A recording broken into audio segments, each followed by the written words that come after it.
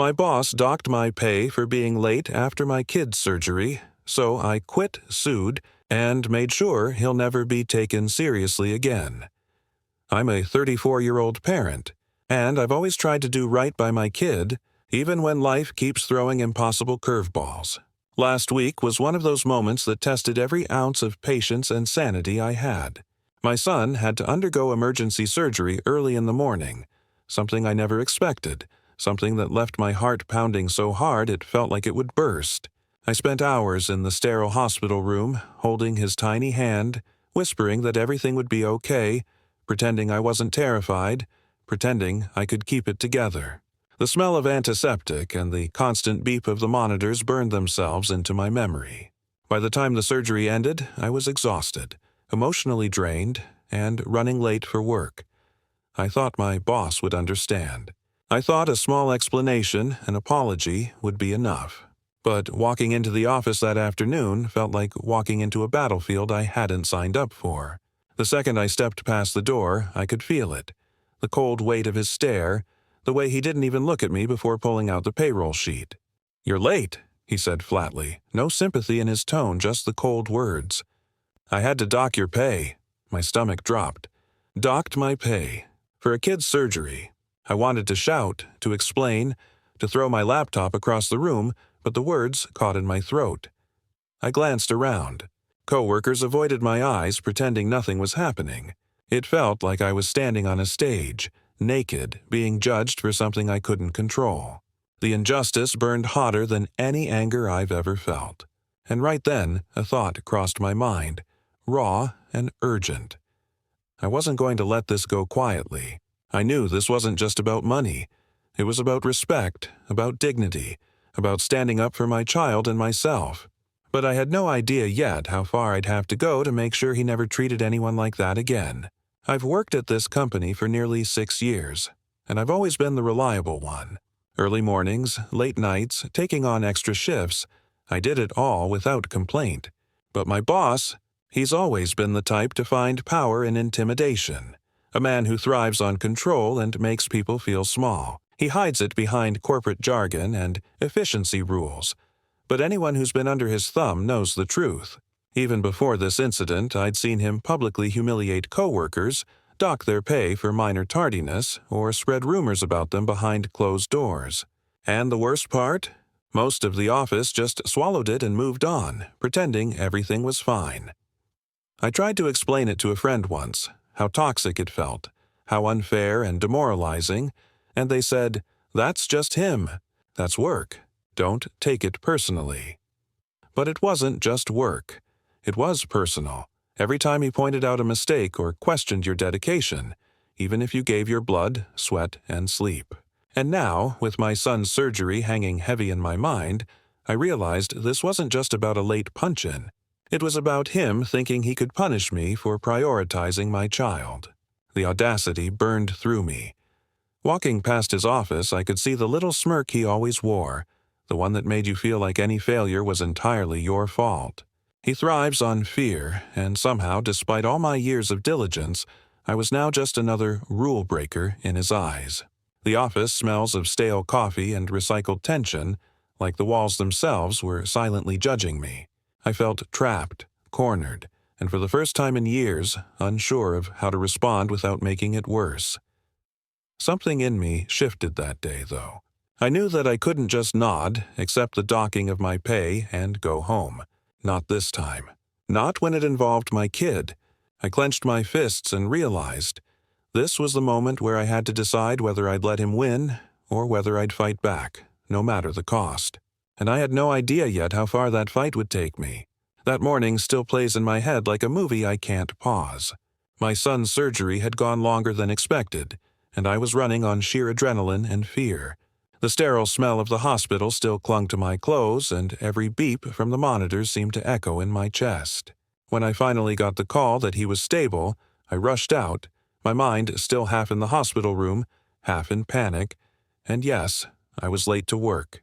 But I never expected a simple explanation to turn into a nightmare. As soon as I swiped in, my boss's eyes landed on me, sharp and cold. He didn't even ask if everything was okay. Late again, he said, flipping through the timesheet like I was some habitual offender. I tried to explain, my voice tight with exhaustion and emotion. My son had surgery this morning. He cut me off with a hand wave, dismissing my words like they were nothing. Rules are rules, he said flatly, and I had to dock your pay. Just like that. I could feel my chest tighten, my stomach drop. Docked pay for showing up after an emergency surgery. I glanced around at my coworkers, hoping for even the slightest show of support. Nothing. Just blank faces pretending not to notice. The office felt smaller, suffocating, every cubicle closing in. My hands trembled, not from fatigue, but from anger, disbelief, and humiliation. I wanted to scream, to throw something, to make him see that this wasn't just about being late, it was about the life of my child and my dedication as a parent. The words caught in my throat, but my mind was racing. Could I report this? Could I fight back without losing my job? And then I realized something terrifying. This wasn't going to be a one-time thing.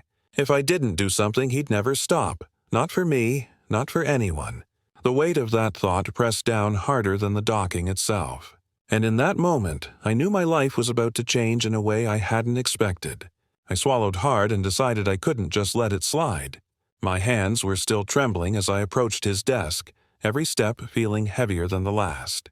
I need to talk to you, I said, my voice steady despite the storm inside me. He didn't even look up at first, just continued typing, then finally glanced at me with that familiar smirk, like I was an annoyance rather than a human being. About what?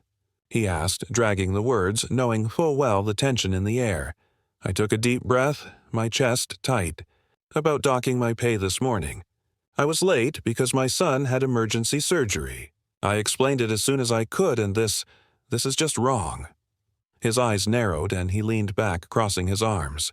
Rules are rules. Everyone has emergencies. You're not special. The words hit like cold steel. I couldn't believe the audacity, the sheer lack of empathy. I could feel my jaw tighten, my fingers clenching at my sides, but I forced myself to stay calm. I'm not asking for special treatment, I said, trying to keep my voice level. I'm asking for fairness, for decency, for basic human understanding. He chuckled, a low, condescending sound that made my stomach twist. Fairness? Decency? This is a workplace. People get late. You're lucky you still have a job. Every word he spoke made me see him not just as a boss, but as someone who thrived on crushing people's dignity. I realized then that no reasoning, no pleading, no explanation would reach him. He had built walls thicker than any argument I could muster, and as I walked back to my desk, humiliation and anger burning in my chest, I knew one thing with certainty. This wasn't over. Not by a long shot. The thought of staying silent, of letting him think he could treat me this way, made my skin crawl. And deep down, I began to plan. I didn't know exactly how, but I would make sure he could never underestimate me, or anyone else, again. I slumped into my chair, staring blankly at my computer screen, though I couldn't focus on a single thing. My hands were still trembling, my chest heavy, the tension in my shoulders like a weight I couldn't lift. Every memory of my son in that hospital room, the monitors, the antiseptic smell, the beeping that wouldn't stop, mixed with the cold, dismissive stare of my boss. The anger simmered, but it was tangled with exhaustion and a gnawing anxiety about what might happen next. How could someone be so heartless? How could they punish a parent for being there for their child? I reached out to my spouse over text, trying to explain what had happened. He docked my pay, I typed, fingers shaking, for being late. After surgery, can you believe this? There was a pause before the reply came, full of sympathy and disbelief. That's insane, my spouse wrote. You don't deserve this. The words offered a small warmth, a reminder that I wasn't completely alone, but it was fleeting. Even with support, the humiliation clung to me like a shadow. Looking around the office, I noticed coworkers giving me small, hesitant glances, whispering when they thought I wasn't looking. Nobody stepped in, nobody said a word. Their silence felt like another layer of punishment. I realized then how isolating it all was. Not just the boss's cruelty, but the culture of fear and apathy that allowed it to continue. My mind kept replaying the scene, turning it over and over. The injustice wasn't just about the paycheck. It was about respect, decency, and validation as a parent and an employee. And the longer I sat there stewing, the clearer it became. I couldn't let this go. I had to do something. The seed of determination planted itself in my chest, growing alongside my anger, and a single thought looped in my mind. I won't let him win. Not this time. That night, I sat at my kitchen table with a mug of cold coffee, staring at my laptop like it held the answers to a problem I couldn't yet solve. I knew I couldn't just storm back into the office and demand justice. I needed a plan, proof, and leverage. I began researching employment laws, labor rights, and cases where bosses had overstepped boundaries. Each article I read made my blood boil, but it also gave me clarity. I wasn't powerless. There were rules, there were protections, and there were ways to make someone accountable. I started documenting everything: the pay stubs, emails, texts, and even the timesheets he used to justify docking my pay. I reached out to a lawyer friend I trusted, explaining the situation and gathering advice without revealing too much to anyone at work. It was nerve-wracking, knowing that if word got out, the backlash could be severe.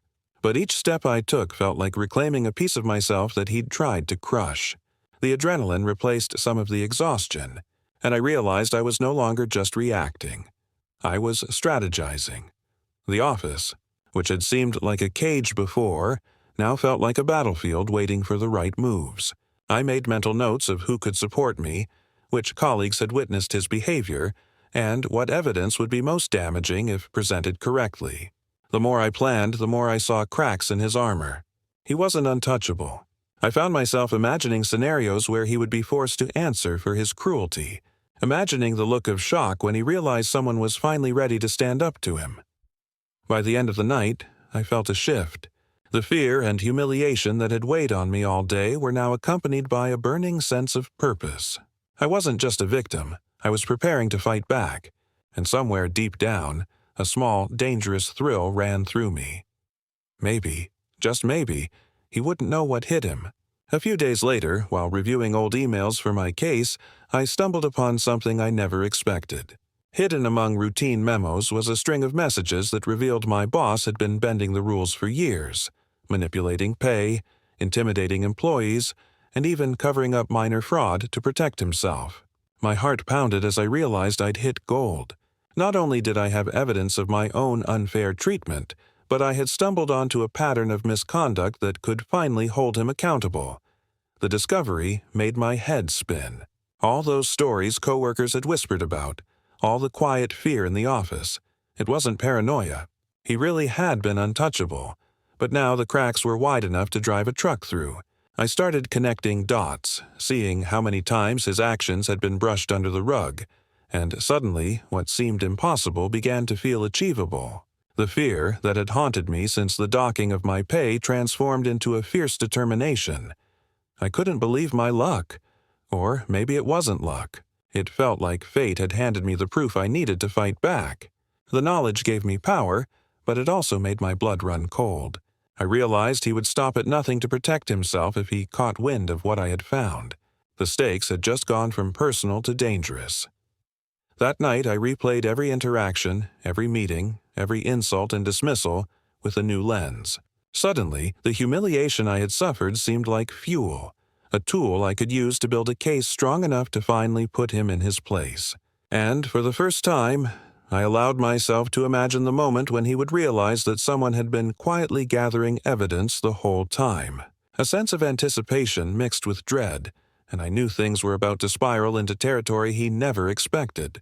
The following Monday, I filed a formal complaint with HR, including all the evidence I had meticulously gathered. My hands shook as I hit send, heart pounding in my chest like it might burst. I knew I was risking everything, my job, my reputation, but I also knew that staying silent was no longer an option. Almost immediately, whispers started circulating in the office. Colleagues gave me cautious glances, and I could feel the tension thickening like fog around me. It didn't take long for my boss to realize what was happening. The moment I walked past his office, I felt the icy glare burning into me. He called me in, voice low and controlled, like a predator cornering prey. "I see what you've done," he said, a dangerous edge beneath the surface. "Careful, you're playing a game you won't understand." The words were meant to intimidate, but instead they fueled the fire inside me. I stayed calm, letting him underestimate me, while silently preparing for the next step. The office atmosphere became a battlefield overnight. Every glance from a coworker felt loaded with fear or sympathy. Every casual hallway conversation seemed like a minefield. He tried subtle tactics, spreading rumors, questioning my competence, even hinting at potential termination. But I had anticipated this. The evidence I had collected made me untouchable if I stayed smart and calculated. Despite the intimidation, I felt a strange thrill. For the first time, I wasn't just reacting.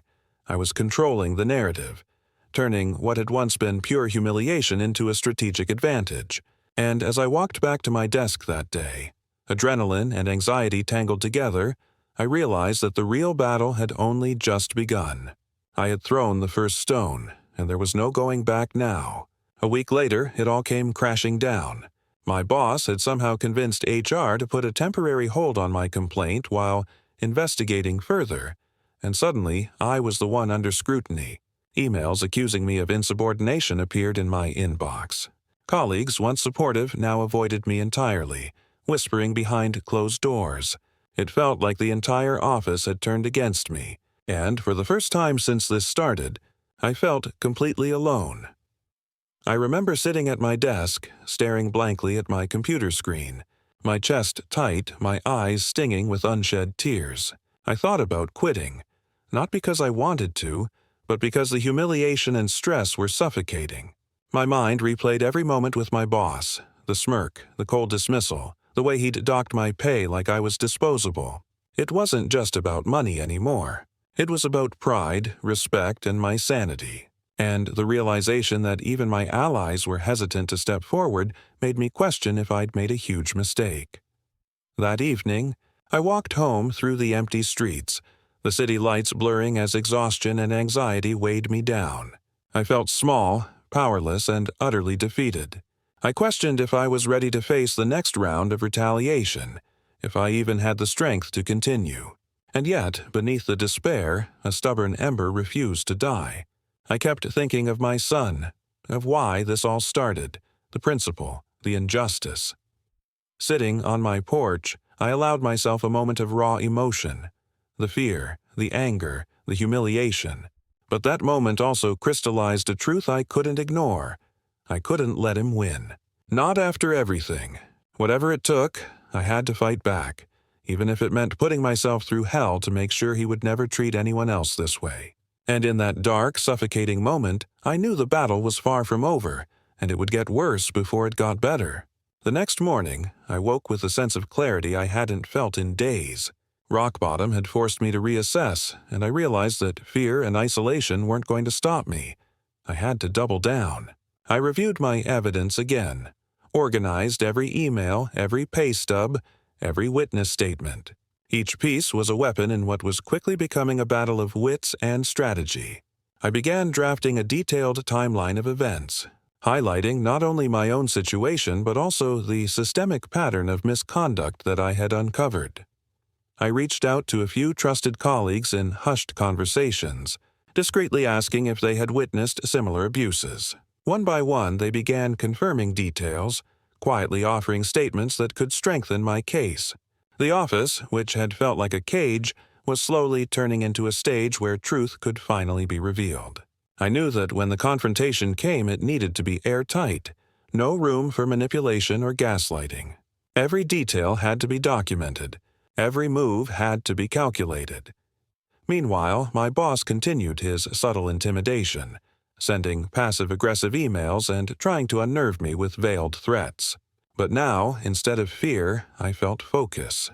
I imagined the moment of confrontation, the revelation of all the evidence, the look on his face when he realized his carefully built walls were crumbling. It was a dangerous thrill, but it steeled me. By the end of the day, I felt like a soldier preparing for battle. The plan was set, the allies were ready, and the evidence was undeniable. I had crossed the line from reacting to commanding the situation. And deep down, a quiet but burning anticipation ran through me. Soon, the world would see what I had known all along, that he was not untouchable. The reckoning was coming, and there was no turning back. The day of the confrontation felt surreal, like stepping onto a stage where every eye was on me.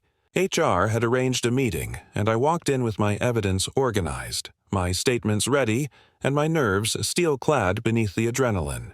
My boss was already there, leaning back in his chair trying that same smirk that had haunted me for weeks. But this time, I wasn't afraid. I laid out the timeline, the emails, the witness statements, each piece like a hammer striking against his carefully constructed image of control. He tried to interrupt, to gaslight, to twist the narrative. "This is ridiculous," he sneered. "You're exaggerating." But every attempt he made was met with facts, documents, and testimonies I had prepared meticulously. I could see the color drain from his face, the smirk faltering as the room filled with undeniable truth. Colleagues shifted uncomfortably, and HR leaned forward, reading the proof that he could no longer deny. The power had shifted. The predator was cornered, and for the first time, he was vulnerable. The climax was electric. My boss stammered, trying to salvage dignity, but the evidence spoke louder than words. HR issued a formal reprimand, docking him personally for misconduct and bias, and outlined penalties that would follow if this behavior continued. There was silence in the room as the weight of his actions finally landed. I felt an almost dizzying mix of vindication, relief, and exhaustion. Every slight, every docked paycheck, every humiliation, it had all been accounted for. Walking out of that meeting, I felt lighter than I had in weeks. The fight wasn't just about my pay or my pride. It was about proving that fairness and courage mattered, that standing up for oneself wasn't futile. My son's tiny hand in mine that night felt like a quiet reminder. I had done it for him, and for anyone else who might face someone like that. The balance had been restored, and for the first time, I felt an overwhelming sense of empowerment and closure. Sitting at home that evening, I finally allowed myself to breathe. The office battle was over, and the humiliation that had weighed on me for weeks had lifted. I reflected on everything: the fear, the isolation, the anger, and the painstaking preparation that had led to this moment. It wasn't easy, and there were nights I doubted myself, wondering if standing up to him would cost me more than I could bear. But now I saw clearly that the fight had been worth it. I had reclaimed not just my dignity, but my sense of justice and empowerment. I thought about my son, asleep in his room, unaware of the chaos his surgery had inadvertently sparked. He had been my silent inspiration through every step of this ordeal. Everything I had done, every late-night planning session, every careful conversation, had been to prove that standing up for what's right matters, no matter the cost. And in the process, I had learned something profound. Courage isn't the absence of fear, it's taking action despite it. There's also a lesson for anyone watching or reading this. Toxic environments and people thrive on silence. Standing up for yourself doesn't make you a troublemaker. It makes you human. And even in moments when you feel utterly alone, documenting the truth, seeking advice, and staying steadfast can tip the scales. I had turned my humiliation into strategy, my fear into focus, and my frustration into justice. Now, I feel lighter, stronger, and more confident in every step I take. The boss who once thought he could intimidate and control me is irrelevant, exposed, and powerless in the ways that truly matter. And as I tuck my son in that night, I know that no matter what life throws at us, I'll fight for what's right, and I'll make sure the people who underestimate me, and my love for him, learn their lesson the hard way. Some battles leave scars, but this one left a sense of peace, empowerment, and quiet satisfaction that I'll carry forever.